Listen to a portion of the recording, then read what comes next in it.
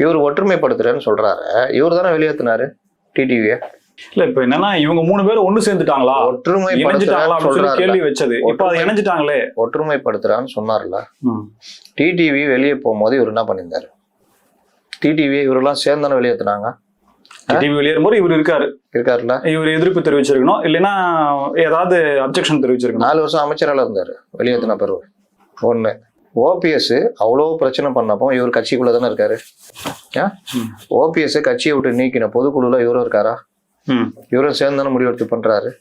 அப்புறம் இப்ப என்ன திடீர்னு ஒற்றுமை? சரி, ஓபிஎஸ் கட்சியை விட்டு நீக்கப்பட்ட பிறகு அதிமுகவுக்கு என்னென்ன தொல்லை கொடுக்குறாரு? இப்போ வரைக்கும் தொல்லை கொடுத்துருக்காரா இல்லையா? ரெட்டை இலையை முடக்கணும்னு வழக்கு போட்டிருக்காரா இல்லையா?